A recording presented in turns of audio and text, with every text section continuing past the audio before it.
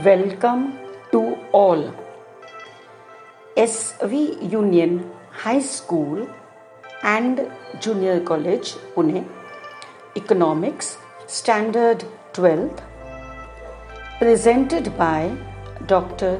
Inderjeet Kaur Ahluwalia.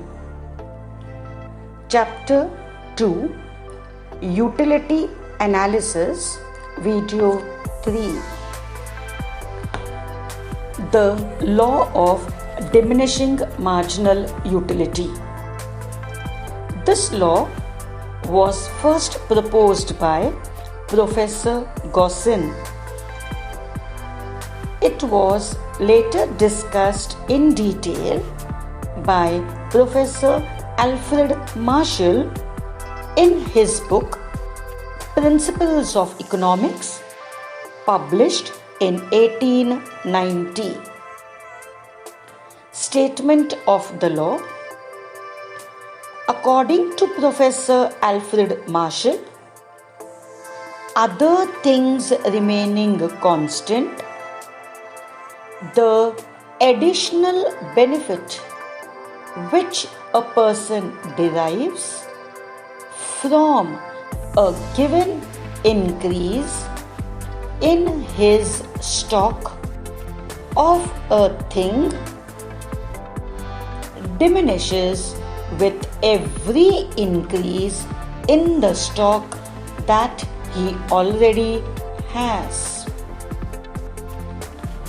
In other words, marginal utility that any consumer derives from successive units of a particular commodity goes on diminishing as his or her total consumption of that commodity increases. In short, the more of a thing you have, the less you want to have more of it. Assumptions of the law of diminishing marginal utility. Assumptions mean conditions. The law does not hold true if any of the assumptions are withdrawn. Following are the assumptions of this law. First, rationality. Second, cardinal measurement. 3. Homogeneity. 4. Continuity. 5.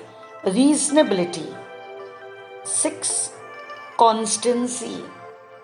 7. Divisibility. And 8. Single want.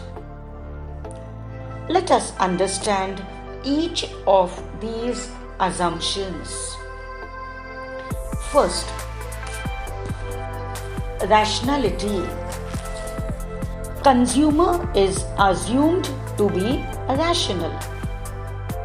It means that his behavior is normal and he tries to maximize his satisfaction.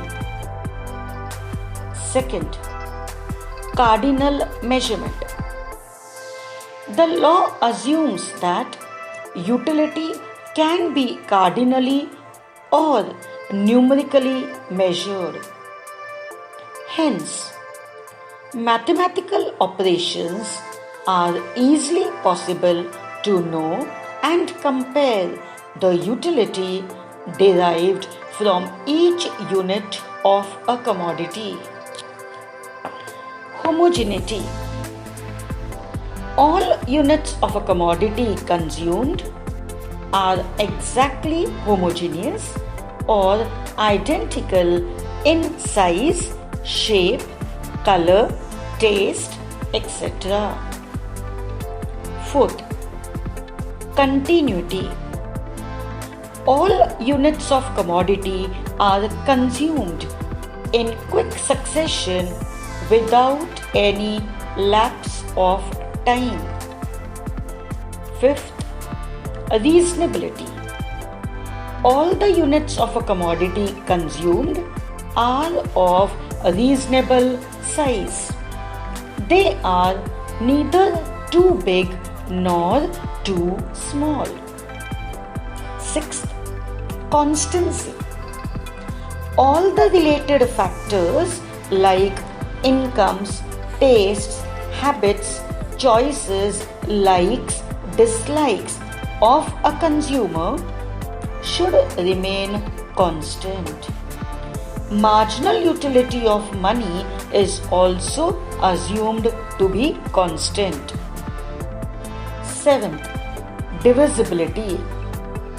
The law assumes that the commodity consumed by the consumer is divisible so that it can be acquired in small quantities. And eighth, single want. A given commodity can satisfy a single want of a person. The law assumes an experience of a single want which is completely satiable at a given point of time. Schedule. The law of diminishing marginal utility can be better understood with the help of a schedule and diagram. Schedule. The table or schedule shows that marginal utility keeps on diminishing with increase in consumption. Further, it becomes zero and then negative. Diagram. In this diagram, units of commodity X are measured on x-axis and marginal utility is measured on y-axis. Various points of marginal utility are plotted on the graph as per the given schedule. When the locus of all the points is joined, marginal utility curve is derived. Marginal utility curve slopes downwards from left to right, which shows that marginal utility goes on diminishing with every successive increase in the consumption of a commodity. When marginal utility becomes zero, marginal utility curve intercepts the x-axis.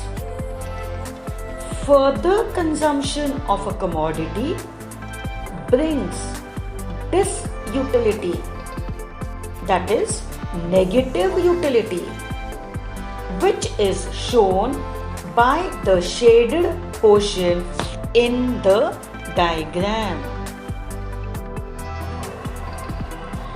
Exceptions to the law of diminishing marginal utility. Exceptions mean situations or circumstances that go against the law. The law of diminishing marginal utility states that as number of units of consumption increase, marginal utility diminishes. Thus, an exception to the law would mean that even if number of units consumed increase, marginal utility also increases rather than diminishing. Following are the exceptions to the law of diminishing marginal utility. First, hobbies. Second, miser. Third, addictions. Fourth, power. And fifth, money. Let us understand each exception in detail. First, hobbies. In certain hobbies, like collection of various stamps and coins, rare paintings, music, reading, etc., the law does not hold true because every additional increase in the stock gives more pleasure. This increases marginal utility. However, this violates the assumption of homogeneity and continuity. Second, miser. In the case of a miser, every additional rupee gives him more and more satisfaction. Marginal utility of money tends to increase with an increase in his stock of money. However, this situation ignores the assumption of rationality. Third, addictions. It is observed in case of a drunkard that the level of intoxication increases with every additional unit of liquor consumed. So, marginal utility received by drunkard may increase. Actually, it is only an illusion. This condition is similar to almost all addictions. However, this violates the assumption of rationality. Fourth, power. This is an exception to the law because when a person acquires power, his lust for power increases. He desires to have more and more of it. However, this again violates the rationality assumption. And the last, fifth exception is money. It is said that the marginal utility of money never becomes zero. It increases when the stock of money increases.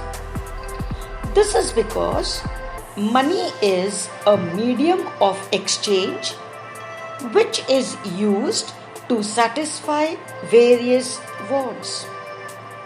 However, according to some economists, this law is applicable to money too. For example, marginal utility of money is more to a poor person than to a rich person. Thus, the above are the exceptions to the law of diminishing marginal utility.